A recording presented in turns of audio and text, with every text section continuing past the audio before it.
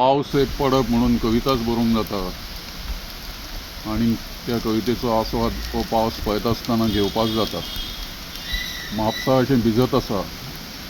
एक गजाल खरी की दत्तवाडी एरियेन हांगा लोकांनी खूब माड बी लायल्या, बरी आंगणां मेंटेन केल्या, बरी गार्डन्स मेंटेन केल्यात. ना म्हळ्यार हांगा थोडी तरी हिरवळ आसा, ग्रीनरी आसा आनी ती म्हापशेकारांनी ह्या भागान दत्तवाडी हंसापाड भागान बरी दवरल्या. ताजो अनुभव हांव घेतां. सगळें थंड आसा, पावसान थंड आसता.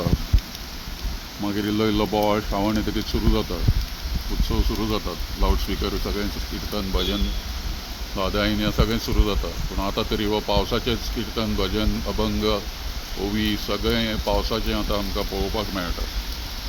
हो रस्तो भिजूंक नाशिल्लो आनी रस्त्यावयल्यान उदक व्हांवूंक नाशिल्लें.